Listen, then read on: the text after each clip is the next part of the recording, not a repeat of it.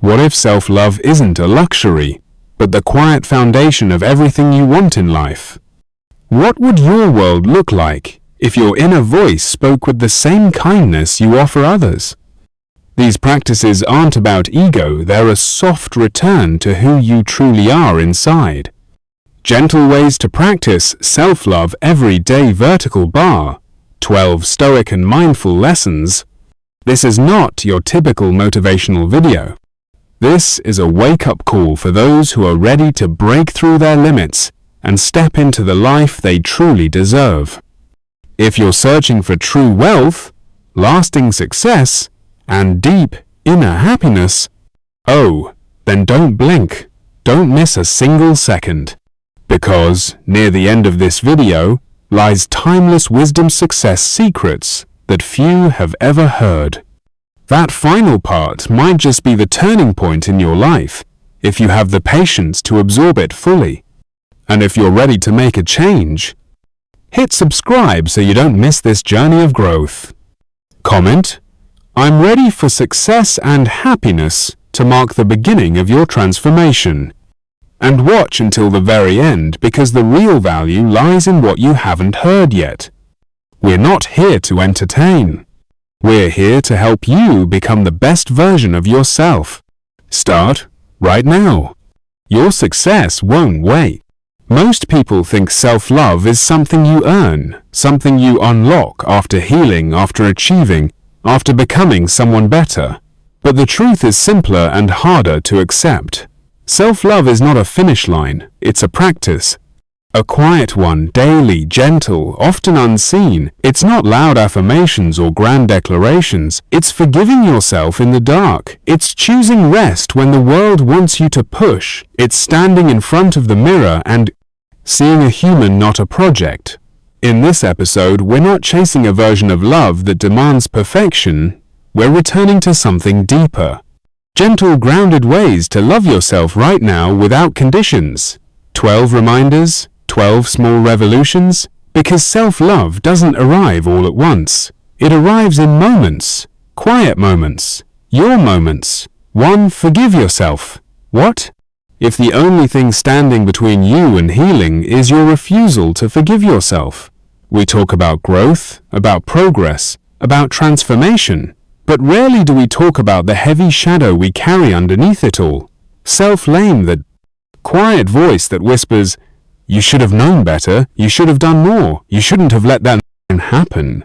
And so we walk forward dragging guilt like a chain, hoping success will erase the shame, hoping time will make us forget. But guilt doesn't dissolve with time, it dissolves with compassion. You don't heal by punishing your past self, you heal by finally sitting with them. That version of you who didn't know yet, who was trying to survive, who did the best they could with the tools they had. Forgiveness doesn't mean that what happened was okay, it means you're no longer willing to keep hurting yourself over it. The Stoics weren't soft, but they were clear. Epictetus said, "Every error must be corrected, not punished." And that's the key. Growth isn't fueled by shame, it's fueled by understanding. You can't beat yourself into peace. You arrive there by choosing kindness, especially toward the version of you who needed it most. Forgiveness is not weakness, it's responsibility. It's saying, I acknowledge what I did, I acknowledge what I didn't know, I hold space for the lesson, and now I release the weapon. Because when you carry guilt long after the moment has passed, it stops being accountability and starts being self-abandonment. So how do you forgive yourself? You begin with honesty. You name what you're still holding on to without judgment. You separate the action from your identity. You remind yourself that mistakes are part of being human, not a sign that you're unworthy of love. Then you breathe. You speak gently to yourself like someone you care about. You say, "I see you, I know you meant well. And I choose to grow not by carrying this forever, but by finally letting it go." And yes, this takes time. Some days you'll feel free, other days the shame will resurface. That's okay. Forgiveness is a practice, not a single moment. But every time you choose understanding over punishment, you rewrite the way you mistreat yourself. You begin to create a life that doesn't require you to suffer to prove you've changed. So ask yourself, what version of me still needs to hear, "I forgive you"? And what would shift in my life if I finally meant it? Let go of the shame, keep the lesson. That's where real self-love begins. 2. Be mindful of what you truly want. When was the last time you asked yourself, is this what I really want? Or what I've been told I should want? We live in a world that moves fast, that praises ambition, constant achievement, and external success. And in the rush to figure it out, we often lose sight of our own voice. We chase titles that don't fulfill us, people who don't see us, routines that drain us, not because we're misguided, but because we've confused pressure with purpose.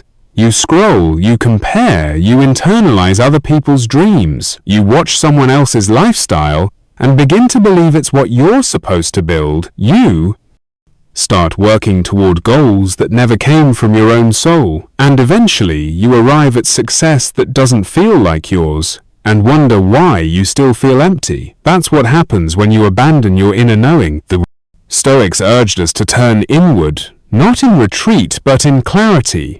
Marcus Aurelius wrote, "The happiness of your life depends upon the quality of your thoughts, and what you want is shaped by what you allow your mind to absorb. If your thoughts are full of noise, your desires will be too. If your mind is quiet, your wants become honest, clear, personal.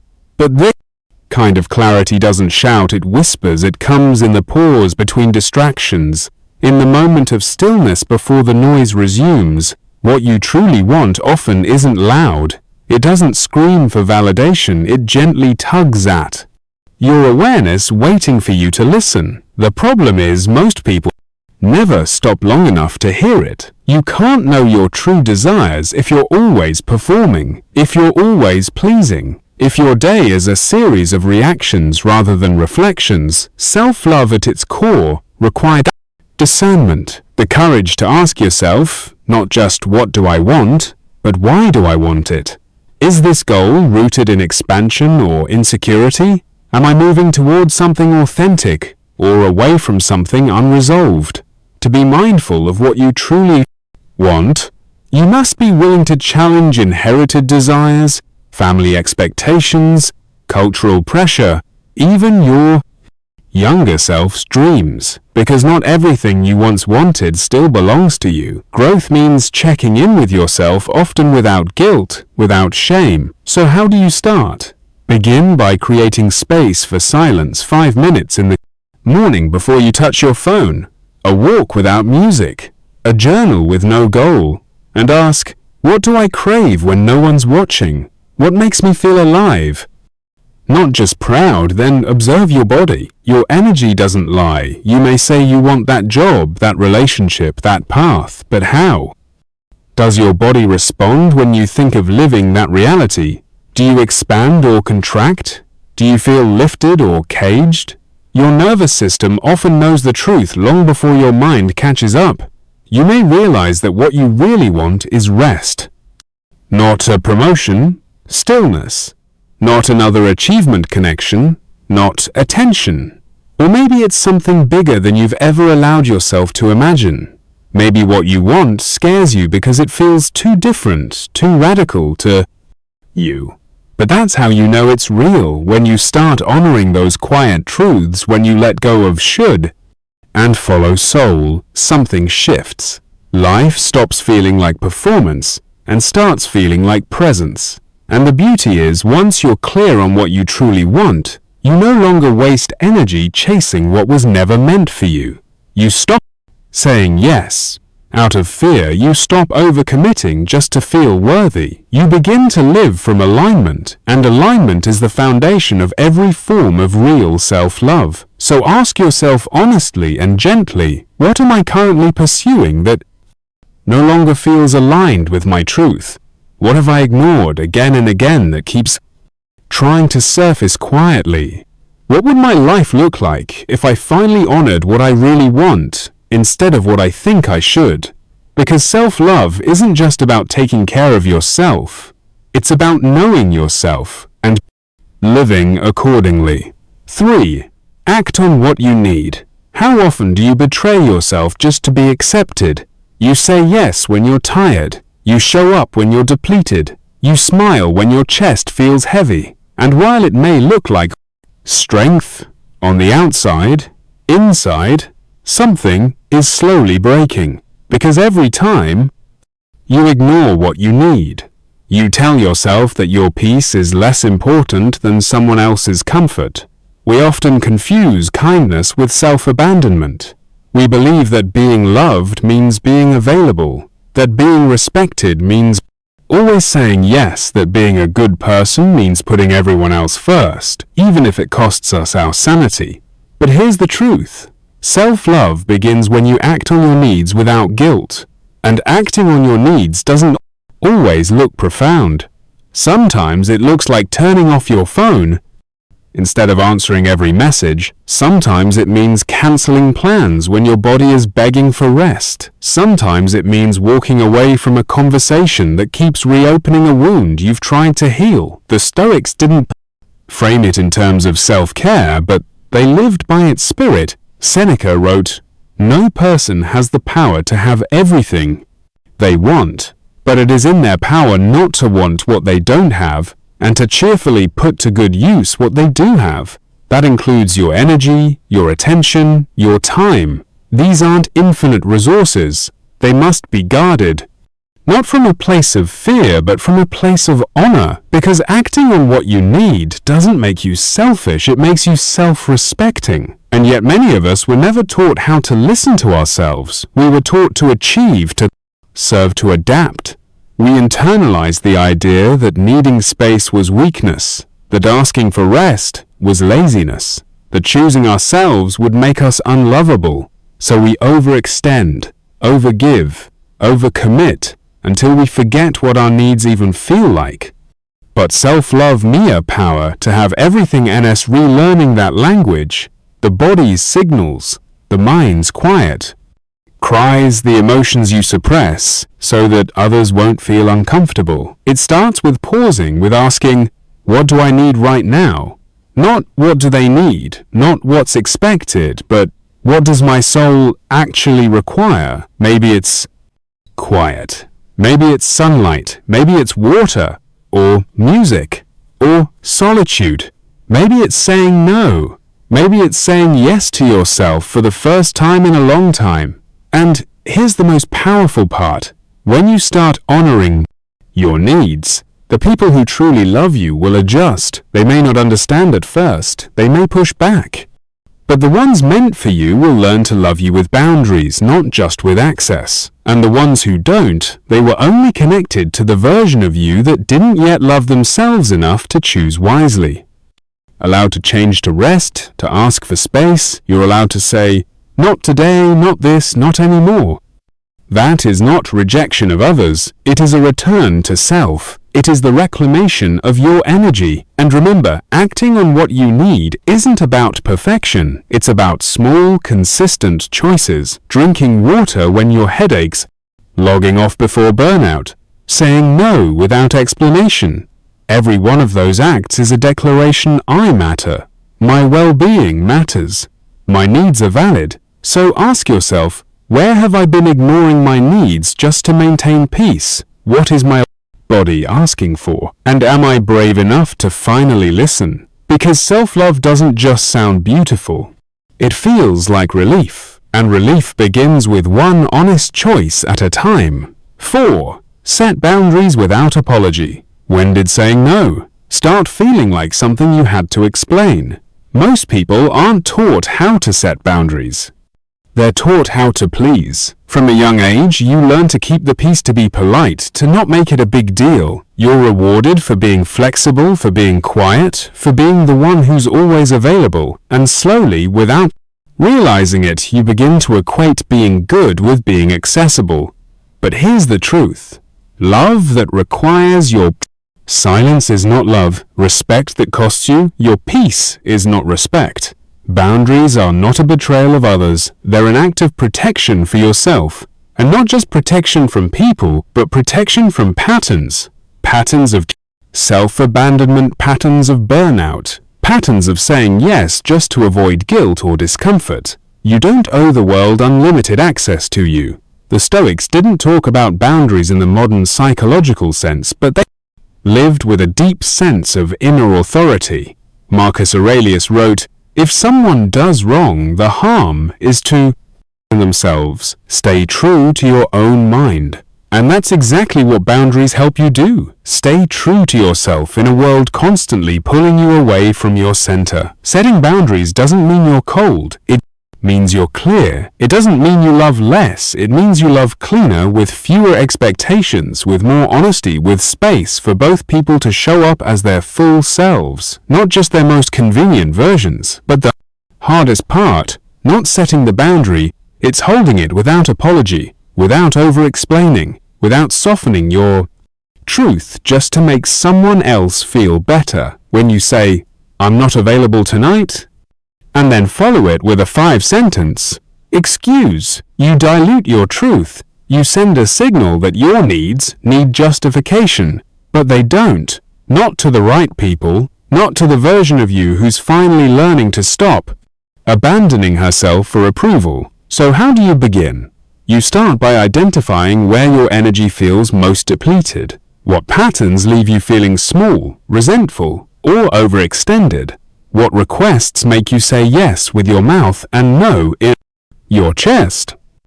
Then you speak simply, calmly, directly, not with defense but with groundedness. And if your voice shakes, let it. That's not weakness. That's your nervous system learning to reclaim its power. You'll be tested. Some people will push back, not because your boundary's wrong, but because they benefited from you not having one. Hold the line anyway. Let discomfort teach you that you don't need to apologize for protecting your peace. And the more you practice, the more natural it becomes. You stop shrinking. You stop over-explaining. You start walking with the quiet confidence of someone who knows my needs are not optional. So ask yourself, where have I been bending to keep others comfortable? What boundary have I delayed setting? Not because it's wrong, but because I'm afraid of being seen as too much. You are not too much, you are enough. And your space, your time, your energy are sacred. Honor them. Self-love doesn't just whisper kindness. Sometimes it speaks with a firm and necessary number. 5. Protect your space and energy. Have you ever walked into a room and felt instantly anxious? Not because of what was said, but because of how it felt. That's not a coincidence. Your body is always scanning your environment. Every sound, every tone, every object, every person, it all speaks to your nervous system. Your space is not neutral. It's a mirror of your inner world, and at the same time, a shaper of it. And that's why protecting your space and energy is not just about aesthetics. It's about survival, about clarity, about self-respect. Most people never pause to ask, how does this environment affect me? They live in rooms full of noise, clutter, and emotional residue. They spend time with people who drain their spirit. They scroll through digital chaos the moment they open their eyes, and then they wonder why they feel tired, anxious, or numb. But your space, physical, mental, and emotional, is constantly shaping your state. You cannot cultivate peace while standing in the middle of chaos. The Stoics deeply understood the importance of inner stillness, but they also acknowledged that the outer world influences the inner. Life, Seneca once said, to be everywhere is to be nowhere. He was speaking not only of physical busyness, but of scattered energy, of being stretched in too many directions, surrounded by too many inputs, with no quiet place to return to, and without a place externally or internally where you feel grounded. You lose yourself in fragments.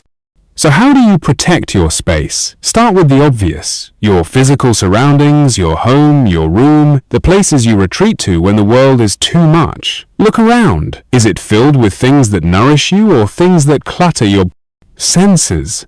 Is your environment intentional or accidental?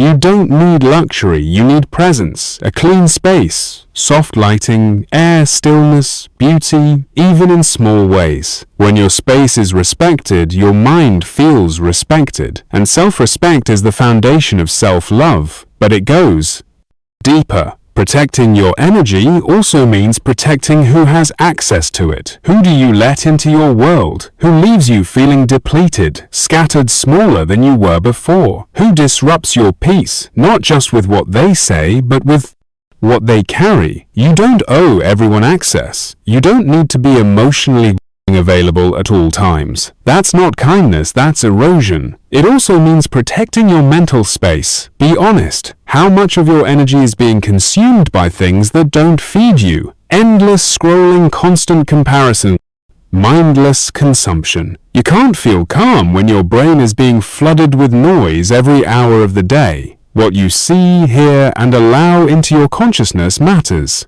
It builds the tone of your entire life. So begin to edit ruthlessly and lovingly, not from judgment, but from alignment. Clear the clutter digitally and emotionally. Clean one corner of your room, unfollow accounts that shrink your energy, limit conversations that spiral into negativity, let silence fill the spaces where chaos used to live. And no, this doesn't mean shutting the world out. It means learning to come back to yourself, to build an environment inside and out that reminds you, I am allowed to feel safe. I am allowed to feel whole. I am allowed to guard my peace. This is not indulgence. It is responsibility. Because when your space is sacred, your energy becomes intentional. You stop leaking your power into things that don't matter. You stop absorbing the emotions of every room you enter. You start choosing consciously what gets to be near you. So ask yourself, what in my space is feeding me and what is draining me? Where have I allowed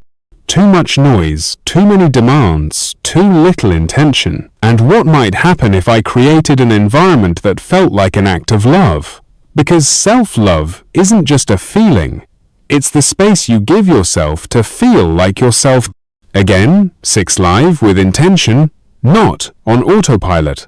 How many days have passed where you can't quite remember what you did?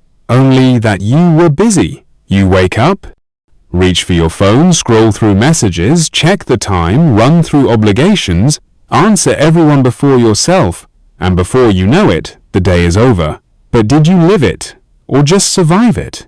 This is the trap of autopilot, a life where things get done but you don't feel present in any of them, where your routines are on repeat but your soul is on mute, and while it might look productive from the outside inside, something begins to fade. Your awareness, your connection, your joy, self-love doesn't thrive in that kind of environment. It needs choice. It needs pause. It needs intention. The Stoics were obsessed with living intentionally, not because they feared death, but because they respected life. Marcus Aurelius, writing in the quiet of his own mind, said, "Ask yourself at every moment, is this necessary?" That wasn't about perfection, it was about presence, about not wasting the one life you've been given on things that don't align with your core. When you live on autopilot, you slowly forget what truly matters. You follow habits that were never consciously chosen. You stay in routines that no longer reflect who you're becoming. You react instead of respond. And the danger is, you can go years like this, efficient, functional, and deeply disconnected. Living with intention doesn't mean changing everything overnight. It means bringing awareness to the small things, the first breath of your day, the reason behind your yes or your no, the way you eat, speak, walk, rest. It means asking yourself not just once, but often, is this how I want to live? And the beauty is intention transforms the ordinary. A glass of water becomes nourishment. A 5-minute walk becomes clarity. Saying no becomes an act of freedom. Even doing nothing becomes sacred because it was chosen, not defaulted into. So how do you shift from autopilot to intention? You slow down. You simplify. You create space between stimulus and response. You choose your inputs. You pause before you say yes. You set one small intention each morning, not a to-do list, but a to-be list. Today, I want to speak with kindness. Today, I want to listen fully. Today, I want to feel grounded, not rushed. That's where your life begins to change, not in dramatic overhauls, but in subtle moments of awareness that accumulate into meaning. And with intention, something sacred happens. Your energy comes back. You're no longer scattering yourself across 100 distractions. You're living aligned with your values, not someone else's demands. And that alignment feels like peace. So ask yourself, what parts of my day am I living unconsciously? What choices have I stopped choosing and just started repeating, and what would my life feel like if I returned to it with presence? Because the greatest act of self-love isn't found in escape, it's found in showing up fully, freely, and consciously for your own life. 7. Show up for yourself daily. How often do you keep promises to everyone except yourself?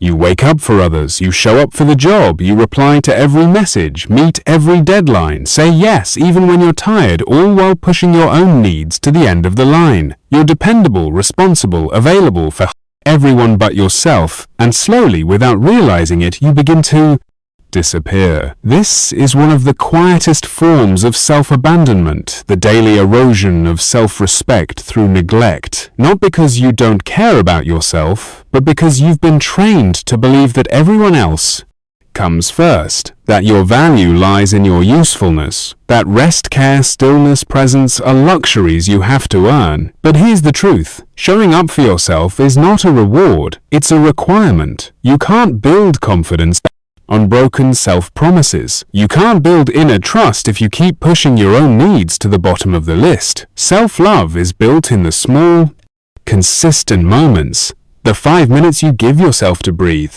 the water you drink when you're overwhelmed, the meal you eat slowly without guilt, the boundary you hold even when it's uncomfortable. The Stoics believed in duty not only to others but to the self. Epictetus said, "Know first who you are, and then adorn yourself accordingly." That adorning isn't superficial, it's internal. It's about living each day as someone who is worth showing up for. Not because you're flawless, but because you are yours.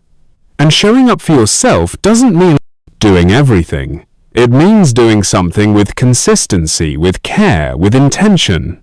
Maybe it's a morning routine, a journal entry, a workout, a walk in silence, saying no to a request that would deplete you, speaking kindly to yourself after a mistake. They may seem small, but they're powerful, because every time you follow through, you send yourself a message. I matter. I don't just perform love, I receive it too. But what stops most people is perfectionism, the belief that if they can't commit fully, they shouldn't commit at all. But perfection is the enemy of self-love. You don't need a perfect routine. You need presence. You don't need it to feel ready. You need to start messy, honest, tired, but willing. Because real change doesn't happen through intensity. It happens through consistency, through the quiet choice made again and again to care for yourself even when no one's watching. So ask yourself, what's one small way I can show up for myself today? Not to fix myself, but to remind myself that I'm worth effort, attention, and kindness, and tomorrow do it again. Because your relationship with yourself isn't built in grand gestures, it's built in the ordinary moments when you finally choose to stop abandoning yourself. 8. Speak kindly to yourself. If someone spoke to you the way you speak to yourself, would you call that love? For most people, the answer is no, not even close. Because while you might speak gently to a friend, offer encouragement to a stranger, or show compassion to someone struggling, when it comes to yourself, the voice often shifts. It becomes sharp, cold, demanding, cruel. You mess up slightly, and your mind whispers, "You're so stupid." You feel low, and it says, "What's wrong with you?" You fail, and the voice screams, "You never get it right. Why do you even try?" This voice lives inside your head, and yet it rarely sounds like your own. It's a collection of old criticisms, inherited beliefs, internalized guilt, echoes from childhood, leftover wounds from rejection, cultural conditioning that says, you must be more before you're worthy of rest, of grace, of softness. But here's the thing.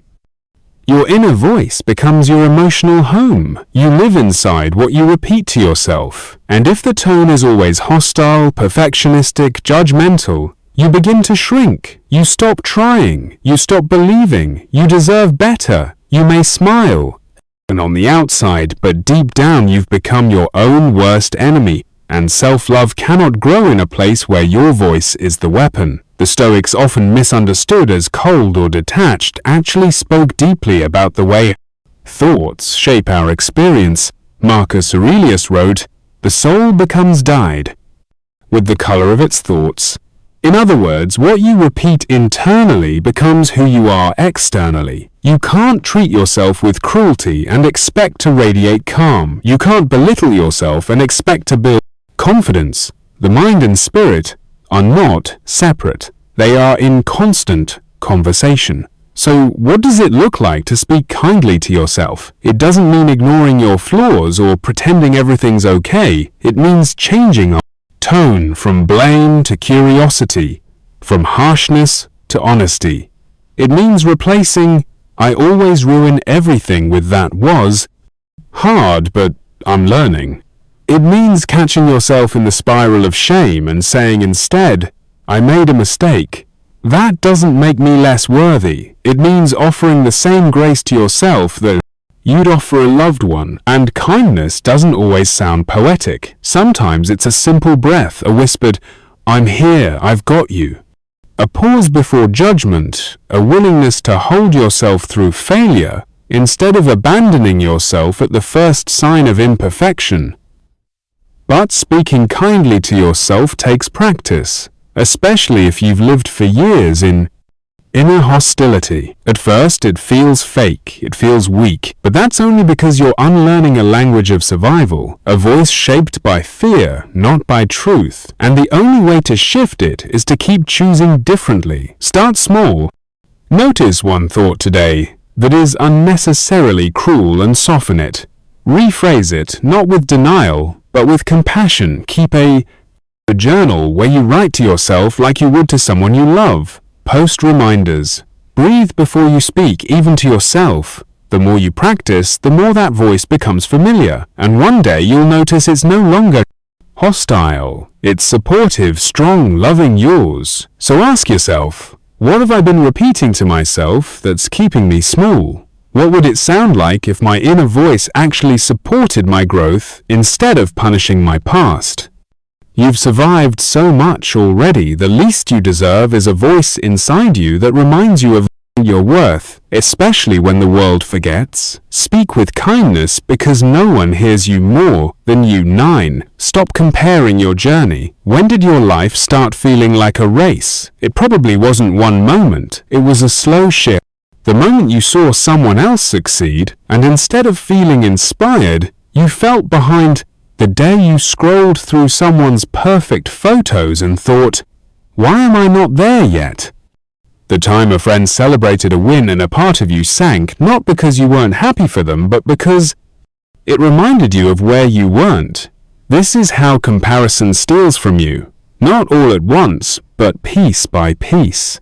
It starts with a glance, becomes a thought, grows into a judgment, and before long you're no longer present in your own life. You're stuck watching someone else's highlight reel while slowly forgetting the value of your own quiet progress. Comparison is the enemy of clarity. The more you watch others, the less you hear your own voice.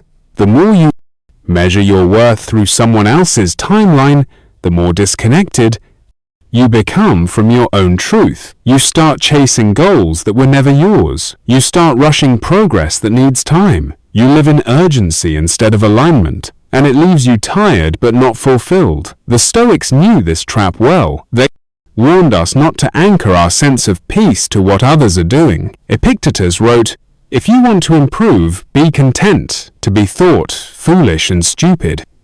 Why? because the path of integrity often looks different from the path of popularity.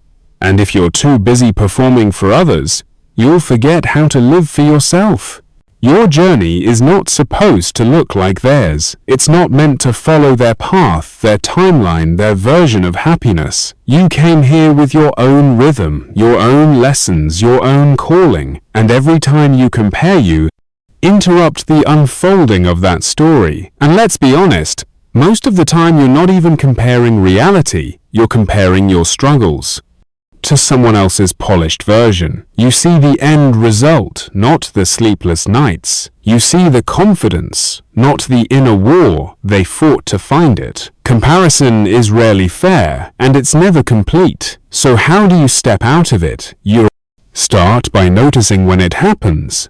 Not with judgment, but with awareness. I'm comparing again, I'm losing touch with myself.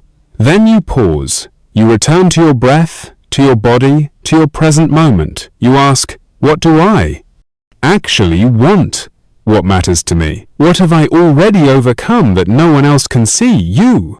Replace comparison with appreciation, not just for others, but for yourself. You write down your progress. You celebrate your own small wins. You remind yourself daily, I'm not behind, I'm becoming, and I don't need to look sideways to know I'm growing, because self-love thrives in individuality, it dies in imitation, and your path, even if it's slower, quieter, or less understood, is not wrong. It's yours, sacred, unfolding exactly as it should. So ask yourself, where have I been shrinking my light because someone else's looked brighter? And what might I discover if I stopped comparing and started trusting my own direction again? You are not late. You are not missing out. You are only being called to walk your path fully, gently, and with your own pace. 10. Allow yourself to receive. Why is it so much easier to give than to receive? You're quick to help. You show up for others, carry their burdens, hold their pain. You offer encouragement, time, attention, often without being asked. And yet when someone offers you the same, you hesitate. Deflect. You say, I'm fine. You downplay your needs. You laugh off compliments. You pretend you don't need support even when you do. This is one of the most overlooked aspects of self-love. The ability to receive help without guilt, to receive kindness without suspicion, to receive love without feeling like you have to deserve it first. Many of us were raised to believe that receiving is indulgent, that it's selfish, that strength means doing it all alone. But that kind of strength, it's a survival strategy, not a way to thrive. Because if you only allow yourself to give, but not receive, you eventually run empty. You become the well that never drinks the light, that never rests, the strong one who quietly breaks. The Stoics taught discipline, but they also taught balance. Marcus Aurelius reminded himself, you are not meant to live in fear or in anger, but in harmony with others. And true harmony cannot exist if you're only ever the giver. Relationships with others and with life itself require exchange. They require you to open, not just offer, to accept, not just extend. So why is receiving so difficult? Because it requires vulnerability. It asks you to be seen, to admit that you are not invincible, to accept that you have needs. And for someone who has learned to survive by being strong, receiving feels like weakness. But it's not. Receiving is one of the purest forms of trust. Trust in others, trust in life. Trust that you are worthy, not because of what you do, but because of who you are. And that includes the small things. A compliment. Simply say, thank you. Don't brush it off. Let it land. Let it nourish. A gift. Accept it with grace. Let yourself be delighted. Support, when offered, it. Don't assume it's a burden. Don't try to earn it by giving more in return. Because when you refuse to receive, you block the flow of love. Not just from others, but from life itself. And eventually you begin to believe that your only value is in what you offer, never in what you are. But you are not just a giver. You are a being worthy of care, support, affection, kindness, just like anyone else. And learning to receive is how you begin to let that truth settle into your bones. So how do you practice it? Start small. The next time someone offers something kind, a compliment a moment, a gesture, pause, breathe, let it in. Don't push it away with sarcasm or modesty. Receive it like you'd want someone you love to receive from you. Then go deeper. Notice where you feel undeserving. Whose voice taught you that you had to earn everything? Whose love made you believe that care always came with a cost? And then release it. That was their wound, not your truth. So ask yourself, what am I rejecting that I actually need? What have I convinced myself I must survive without, even though it's being offered to me? You don't have to carry everything alone. You don't have to earn love to receive it. Let it reach you. Let it soften you, because allowing yourself to receive is one of the greatest acts of self-respect. 11. Celebrate your progress, not just the result. When was the last time you paused to say, I'm proud of myself? Middle, we feel like we're failing, even when we're evolving. But self-love isn't found only in the big wins. It's found in the quiet consistency. In the mornings you got out of bed when everything felt heavy. In the days you spoke kindly to yourself, even when it would have been easier to criticize. In the decision to keep showing up, not because it was easy, but because you knew you were worth it. The Stoics rarely praised public achievement. They valued internal mastery. Seneca once wrote, "Success comes to the person who does each thing in its proper time, and with earnest effort what is left undone, let it be undone with peace." In other words, your effort is sacred, and it deserves recognition. Even when the result is unfinished, even when it's imperfect, even when no one else sees it, because real growth doesn't happen in leaps. It happens in the small decisions no one applauds. It's in choosing patience instead of anger. It's in returning to your journal after months of silence. It's in drinking water instead of numbing. It's in saying, I forgive you to yourself again and again. And the danger of only celebrating results is this. It teaches your nervous system that you're only worthy of kindness when you win. That love is conditional. That rest must be earned. That progress that isn't public isn't real, but you're growing in ways the world can't measure. You're becoming stronger, clearer, softer, even if no one notices. And you deserve to notice. So how do you start? Start by reframing your definition of success. Instead of asking, did I finish? Ask, did I show up? Instead of waiting until the goal is met, celebrate the steps. Celebrate the habits. Celebrate the shifts in thinking, the emotional boundaries, the moments of self-restraint. Write them down. Speak them out loud. Let your system feel what it means to be celebrated, not for doing, but for becoming. And if you're someone who struggles to feel enough, this practice is especially powerful because it reprograms the part of you that was raised on pressure. That learned love had to be earned. That thought perfection was the only safe way to be seen. You are not a project. You are a person. You don't have to wait until everything is fixed to be proud of how far you've come. So ask yourself, where am I waiting to feel worthy when I'm already in the process of becoming? What would change if I started celebrating myself? Not later, but now. The result is important, but it's not the only thing. Your progress is sacred. Your path is enough. And every step you've taken, even the unseen ones, they matter. 12. Treat yourself like someone you love. If someone you cared about deeply were hurting, how would you treat them? You'd listen without judgment. You'd be patient with their process. You'd remind them that they're more than their worst moment. You'd speak gently, you'd forgive quickly, you'd sit beside them in silence. If that's all they needed, you wouldn't ask them to be perfect, to be worthy. You wouldn't withhold warmth until they proved themselves. You would simply love them as they are. Now ask yourself, why don't you do that for you? For most people, love is easier to give than to receive, especially when it comes to the self. You push, demand, criticize. You hold yourself to impossible standards. You withhold rest, softness, celebration, thinking you must first earn it. You love yourself conditionally. I'll be kind to myself. Once I lose the weight, I'll rest when I've done enough. I'll be proud when I finally get it right. But here's the hard truth. If you only treat yourself with care once you're perfect, you'll never feel worthy of love. Because perfection never arrives. There's always one more thing to fix, one more flaw to correct, one more goal to reach. And so the love stays delayed, distant, cold. The Stoics didn't speak of self-love the way we do now, but they insisted on self-respect.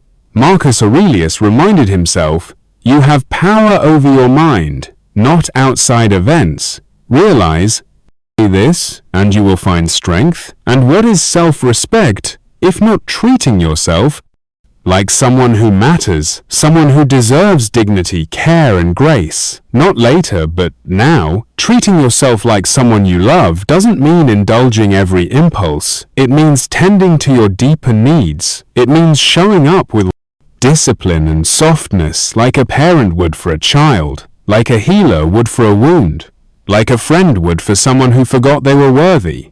And no, it's not always easy, especially if you've lived for years in self-criticism.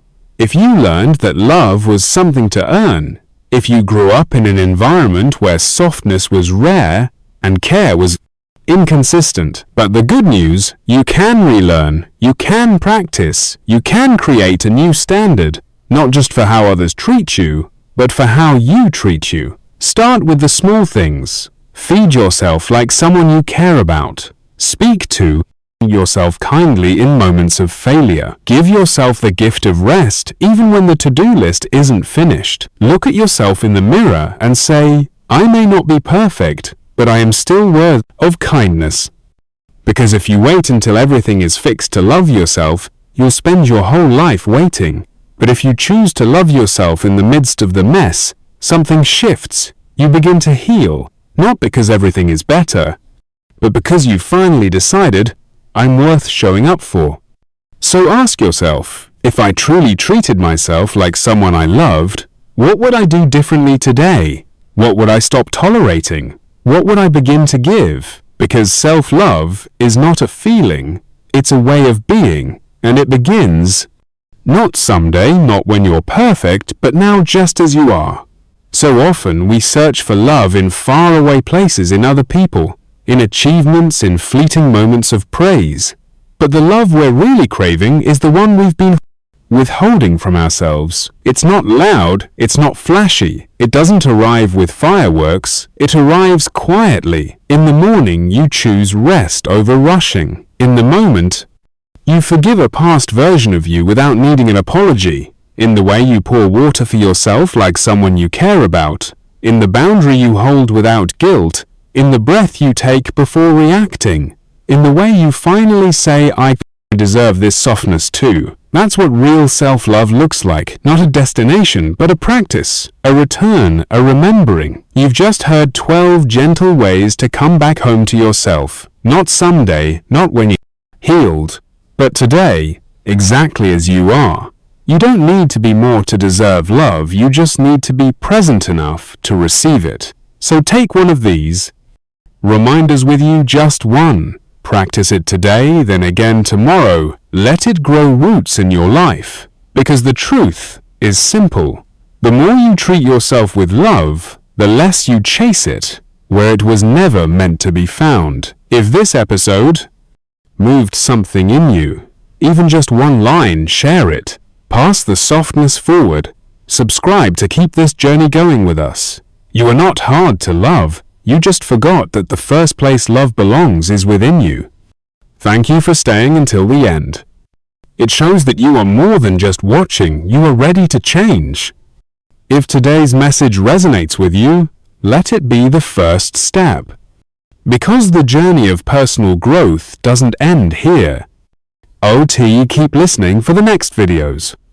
Each video is a building block for your inner strength, success, and peace. Don't stop, don't back down.